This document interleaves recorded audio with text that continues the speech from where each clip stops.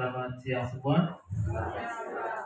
Pada siang hari ini kita akan melaksanakan satu kegiatan penting, yakni evaluasi observasi kinerja setelah beberapa minggu terakhir kita melaksanakan kegiatan pembelajaran di kelas dengan sasaran kinerja aktivitas interaktif. Oleh karena itu pada kesempatan hari ini kurang lebih 20 menit saya coba melaporkan hasil kegiatannya kepada kita semua, dan evaluasinya bersifat umum, artinya apa yang saya dapatkan pada saat kegiatan observasi beberapa minggu yang lalu secara umum saya sampaikan kepada kita semua untuk kita perbaiki hal-hal yang memang perlu untuk diperbaiki, sedangkan untuk yang sudah bagus tentu kita pertahankan dalam proses pembelajaran selanjutnya. Karena waktu kita singkat saja, saya langsung saja Bapak Ibu. Oke, sasaran kinerja kita untuk semester ini adalah aktivitas interaktif kelas dengan beberapa poin yang perlu kita kembangkan bersama. Yang pertama, interaksi antara guru dan peserta didik. Kemudian, bagaimana interaksi antar peserta didik di dalam kelompok. Lalu yang berikut, bagaimana interaksi antara peserta didik lintas kelompok, antara siswa yang satu dengan siswa yang lain dalam kelompok yang berbeda. Kemudian yang berikut adalah interaksi peserta didik dengan sumber belajar, dengan media, dengan hafalan yang kita siapkan di kelas. Ini bukan interaksi secara personal, tetapi dengan lingkungan atau sumber belajarnya. Itu ada 4 hal yang menjadi fokus kita dalam peningkatan kinerja pembelajaran untuk semester ini. Setelah melaksanakan kegiatan observasi Bapak Ibu,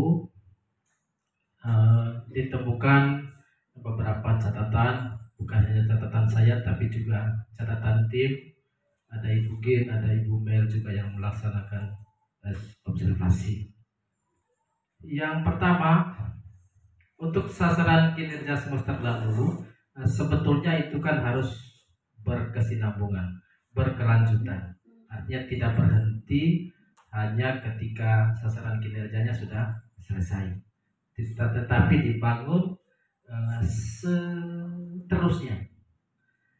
Kalau selama observasi kali ini ada beberapa guru yang masih konsisten menerapkan atau tetap menerapkan disiplin positifnya di kelas, mulai dari apresiasi, juga tetap ada hal-hal yang diberitahu di kelas, misalnya kesepakatan kelasnya. Berarti kita tidak berhenti pada kinerja semester lalu saja, kita masih berlanjut, dan itu yang kita harapkan, bahwa semester berikut nanti juga disiplin positif dengan aktivitas interaktif tetap menjadi poin utama yang kita laksanakan di kelas. Itu Bapak Ibu. Sedangkan beberapa guru sudah menunjukkan itu, saya lihat beberapa teman guru masih konsisten tentang penguatan, apresiasi, juga kesepakatan kelasnya. Lalu yang kedua, rancangan pembelajaran interaktif masih banyak didominasi oleh interaksi guru dan siswa. Kalau interaksi guru dengan siswa, rata-rata itu sudah bagus semua. Artinya bagaimana komunikasi yang dibangun antara guru dengan siswa melalui dialog, pertanyaan, juga interaksi lainnya di kelas, itu sudah biasa. Namun untuk interaksi antar kelompok masih minim sekali Bapak Ibu, masih minim sekali. Memang ini kita bisa dapatkan poinnya ketika ada diskusi atau ada presentasi misalnya. Maka di sana pasti ada interaksi komunikasi yang dibangun antara kelompok satu dengan kelompok yang lainnya.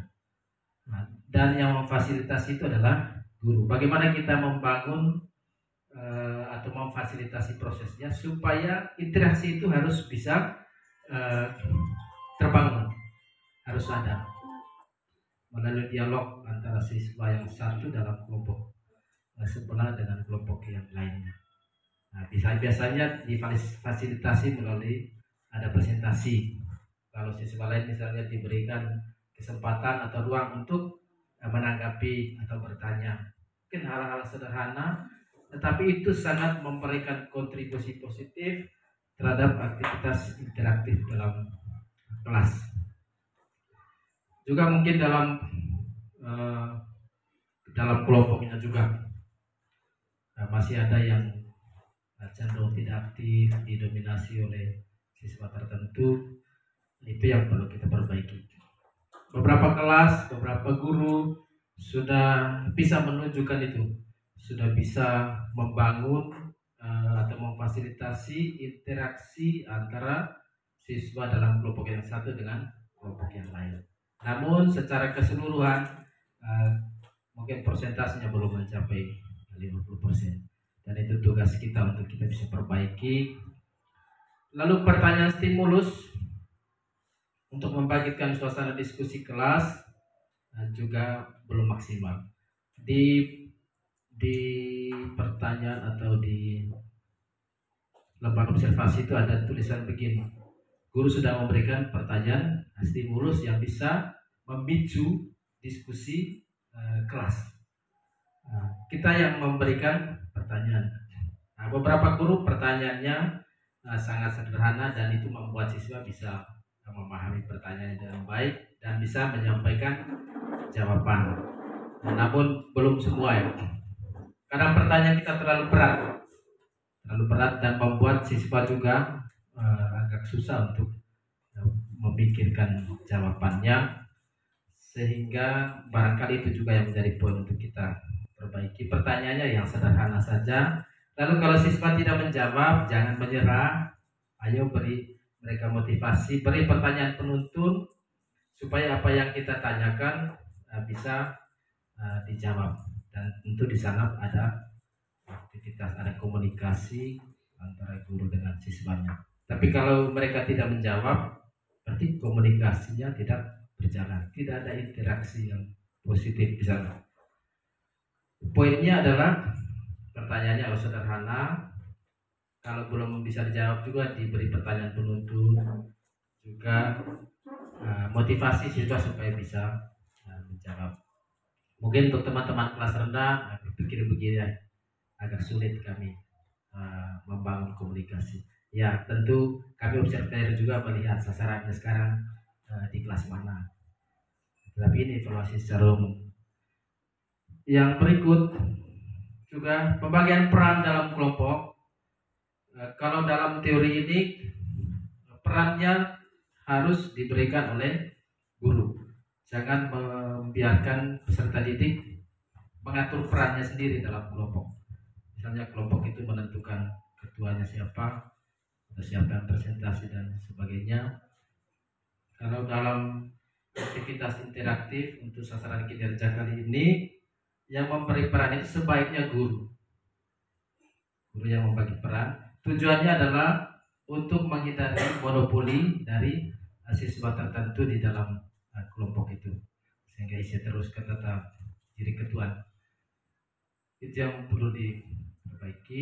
Nah ini rata-rata semua guru sudah mengatur perannya dengan baik, hanya mungkin saja belum terlalu merata. Di beberapa kelas itu sangat keren pembagiannya melalui bantuan media pembelajaran. Semua anak itu perannya merata, terlibat semua dalam kegiatan pembelajaran. Tidak ada anak yang merasa diabaikan dalam pembelajaran itu. Dan aktivitas itu terbangun atau terbantu melalui media pembelajaran yang digunakan. Sedangkan yang keenam, untuk memfasilitasi diskusi dan mengontrol dari kelompok ke kelompok itu sudah hampir 100% sudah bagus. Artinya guru tidak hanya berdiri atau duduk saja di tempat duduk, tapi memfasilitasi proses diskusi dari kelompok ke kelompok. Itu sudah oke, sudah bagus. Lalu Bapak Ibu, apa tujuan aktivitas interaktif? Sebetulnya aktivitas interaktif ini pertama, suasana kelasnya menjadi lebih menyenangkan. Bisa ada dialog. Tidak membosankan. Membosankan kalau hanya guru yang berbicara, tapi ketika ada diskusi lebih menarik. Kemudian meningkatkan kemampuan sosial juga. Di sana ada interaksi, melatih kemampuan mengkomunikasikan sesuatu kepada orang lain, bagaimana sikapnya dalam menyampaikan pikiran, pendapat, dan sebagainya. Juga yang berikut adalah meningkatkan kemampuan berkomunikasi. Ini penting sekali. Anak-anak kita melalui sasaran kinerja ini dilatih untuk bisa secara lugas, secara baik menjawab pertanyaan, dan itu kita latih secara rutin dalam setiap proses pembelajaran. Karena ada anak-anak juga yang sebetulnya bisa tetapi tidak bisa mengkomunikasikan isi kepalanya. Itu yang perlu kita bangun. Lalu tentu dampak akhirnya adalah meningkatkan kualitas belajar. Lalu yang berikut berkaitan dengan refleksi. Yang tadi berkaitan dengan prosesnya. Ini yang perlu kita perhatikan bersama Bapak Ibu. Masih ada guru yang belum bisa merefleksikan pembelajaran. Jadi saya temukan dalam kegiatan refleksi kita belum paham tentang refleksi seperti apa. Jadi ingat, fungsi observer sebetulnya hanya untuk memfasilitasi guru agar bisa menyampaikan apa yang lebih, apa yang kurang. Jadi apapun alasannya, semua guru harus bisa menyampaikan secara tegas apa yang kurang dan apa yang lebih. Tidak bisa tidak. Bahwa pembelajaran kita tidak ada yang sempurna. Tidak ada yang sempurna. Nobody is perfect. Tidak ada guru juga yang sempurna. Maka harus ada kejujuran hati untuk merefleksikan bahwa, ini tadi yang kurang ini.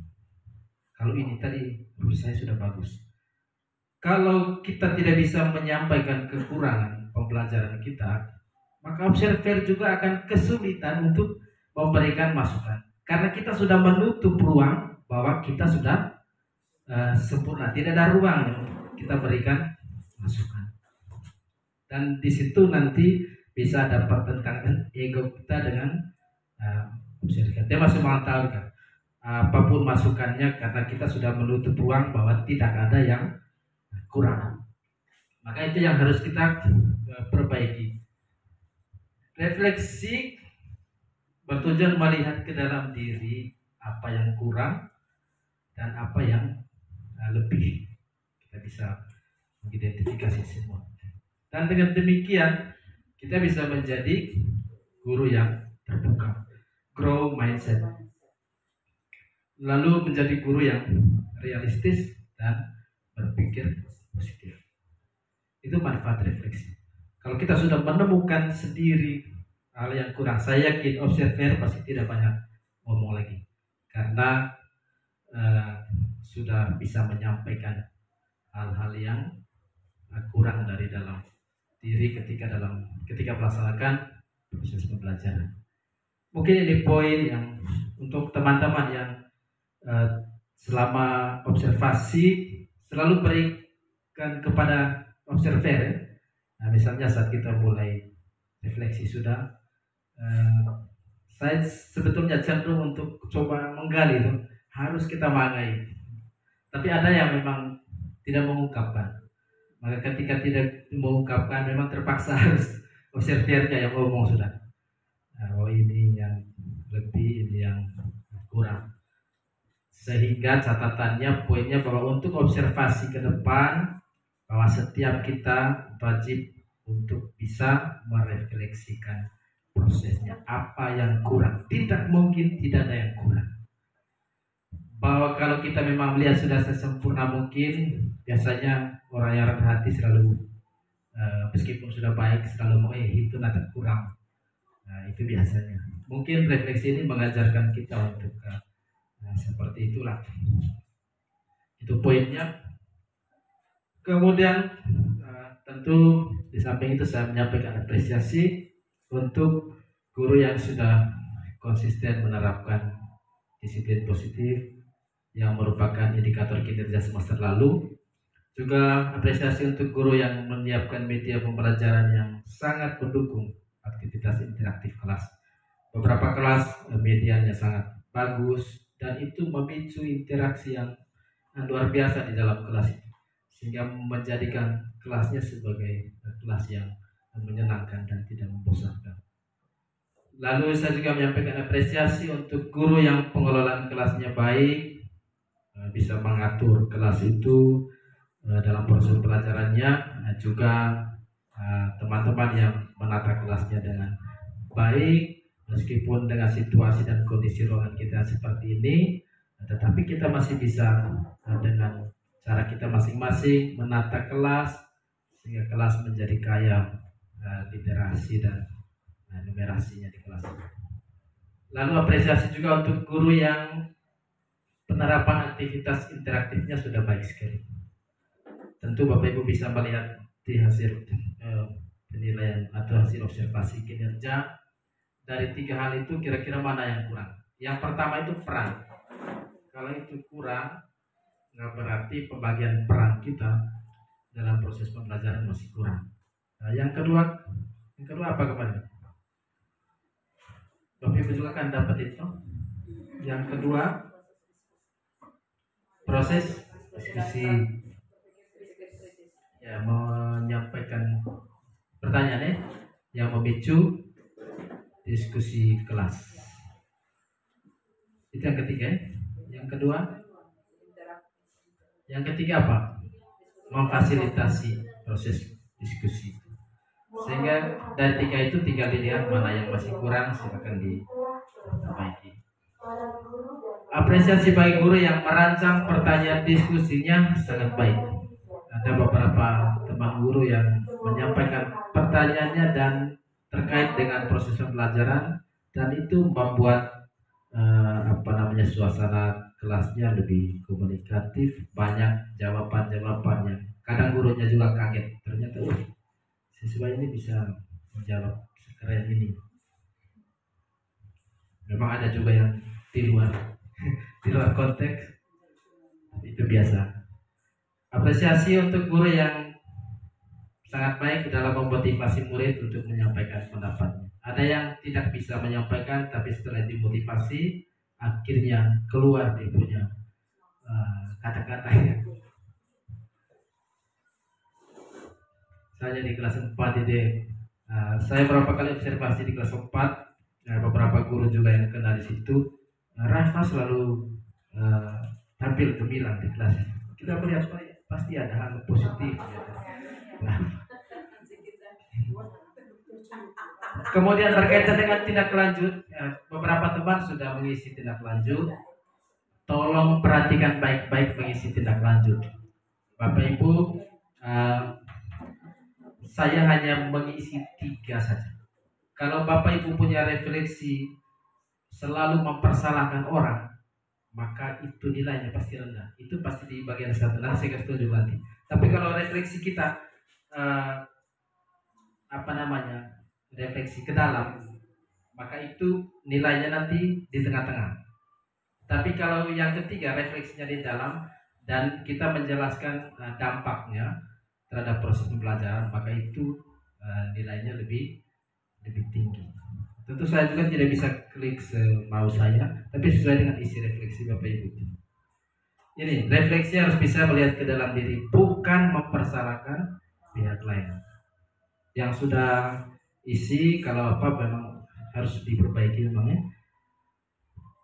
Kalau belum, nanti ini harus diperhatikan. Juga harus bisa menjelaskan dampak kualitas pembelajaran yang dirasakan. Misalnya saya tadi kurang terlalu memperhatikan siswa, pembagian perannya kurang merata, sehingga dampaknya dalam proses pembelajaran itu ada siswa-siswi atau ada murid yang diabaikan di kelas. Berarti mengakomodir dua hal. Oke, terima kasih. Yang berikut sebelum saya tutup ke sini, ini Bapak Ibu di pengelolaan kinerjanya jaringan. Ada yang buka laptop yang isi tindak lanjut? Ada yang sudah isi tindak lanjut Bapak Ibu?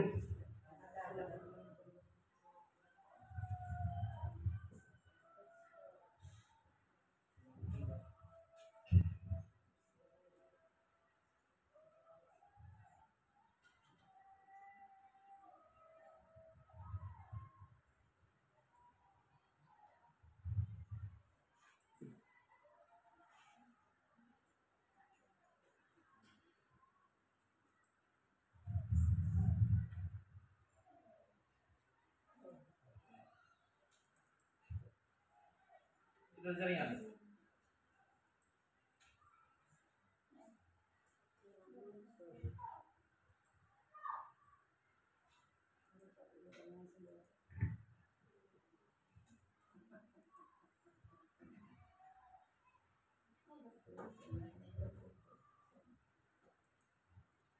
Pak Rifan belum isi tanggal ya? Tanggal observasi. Tinggal dites yang belum ya?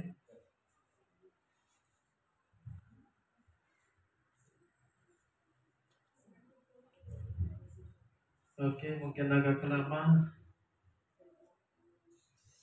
Sudah jam pulang.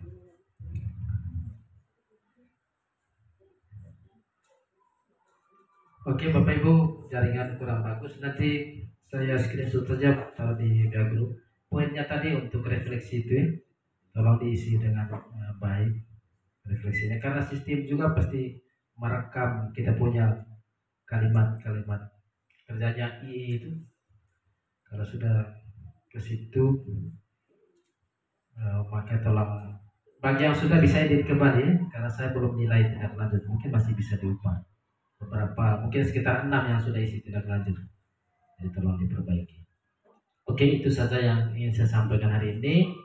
Terima kasih banyak atas kerjasama selama observasi kelas, dan semoga tindak lanjutnya tetap dilaksanakan sesuai dengan apa yang Bapak Ibu isi pada kolom tindak lanjut. Dan sampai isi tindak lanjut tapi kita tidak buat, jadi tetap diisi karena ini poinnya kinerja, berdampak pada sasaran kinerja pegawai untuk yang PNS, dan itu dampaknya pada kenaikan pangkat. Kalau rendah kan pasti tidak bisa naik pangkat. Untuk yang P3K juga sebagai pertimbangan perpanjangan SK 5 tahun. Dasarnya di situ. Makanya jangan main-main dengan sasaran kinerja pegawai. Itu saja yang dapat saya sampaikan. Terima kasih. Mohon maaf untuk hal yang kurang. Sebetulnya tadi saya pakai instrumen ikut Ibu Disi omong kemarin, tapi jaringan kurang bagus. Tidak dapat instrumen dari Ibu Disi. Oke, mari kita tutup dengan doa. Dalam nama Bapa dan Putra dan Roh Kudus. Amin. Terpujilah nama Tuhan kita Yesus Kristus sampai selama-lamanya. Amin. Dalam nama Bapa, Putra dan Roh Kudus. Selamat siang untuk kita semua.